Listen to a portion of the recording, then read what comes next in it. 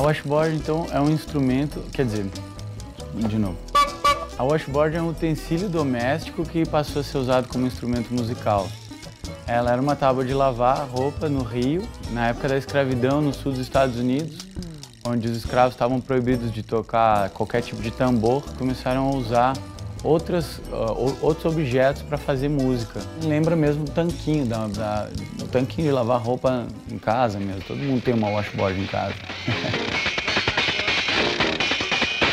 Nessa época, o que estava acontecendo era o Dixieland.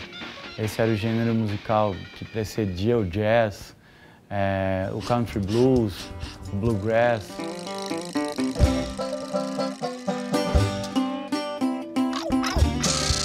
Eu tenho uma banda que se chama Mustache e os Apaches, participo dessa banda desde o início. A gente começou a tocar em São Paulo em 2010. A banda se formou aqui com a ideia de tocar na rua, né? Então a gente curte muito blues, curte muito jazz e aí a gente começou a ouvir muito skiffle, que é uma releitura do country blues na Inglaterra, ou seja, a gente ouvia Lonnie Donegan e coisas do tipo. Eu via os Quarrymen, que é a banda os Beatles, né? Precedendo os Beatles tinha o Quarrymen.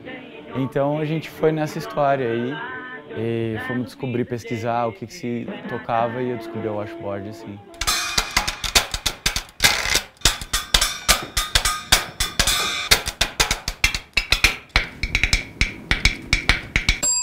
Quando eu procurei o washboard para comprar no Brasil, eu imaginei.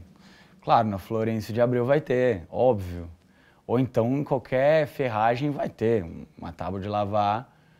E aí eu descobri que não tinha. E as pessoas nunca tinham visto, não sabiam o que era. Aí eu pensei, ok, vou na Teodoro, mais específico, né, um instrumento, mesma coisa. Um conhecia, falava, ah, legal, mas nunca vi para vender aqui. Então eu tive que fazer a minha primeira, que é esta aqui. E eu percebia que as pessoas tinham dificuldade de encontrar também. E daí eu pensei, olha, por que não fazer uma? E aí entra o Paulinho na história. O Paulo Igar, que é meu sócio na fabricação das washboards SP. Bom, a gente vai fazer um passo a passo aqui de como fazer uma washboard. E para isso eu apresento a vocês Paulo Igar. Ela está aqui desmontada, tá as peças meio separadas.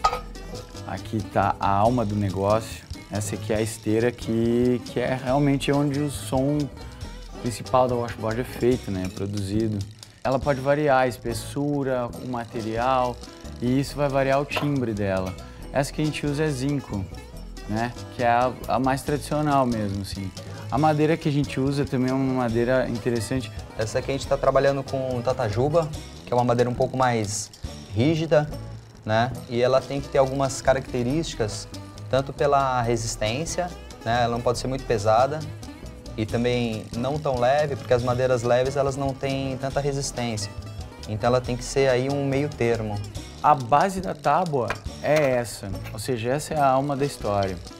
E os apetrechos você pode colocar meio que à vontade, assim. Na minha que eu toco, nas bandas que eu toco por aí, eu tenho uma lata de manteiga, uma buzina de pipoqueiro, uma campainha de balcão, um bloco de madeira, um prato de bateria. Mas a verdade é que a alma da história está aqui na esteira. Down, down, down, down. Que bom que eu passo o chapéu e não tenho papel. Eu acho que o processo de montagem dele que é o mais complicado, né? A gente não tinha fórmulas prontas para fazer. Né? Quando a gente começou a conversar, e o Lu, ele trouxe alguns modelos e o que ele buscava de sonoridade no washboard, né? O que seria para ele um washboard ideal. É um instrumento muito antigo, mas que ficou um tempo esquecido.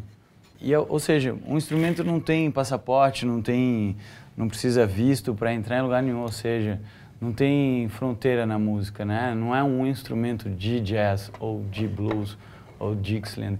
É um instrumento, então, ou seja, pode ser tocado por qualquer tipo de música, qualquer gênero musical. Enfim, é isso, é livre, é musical.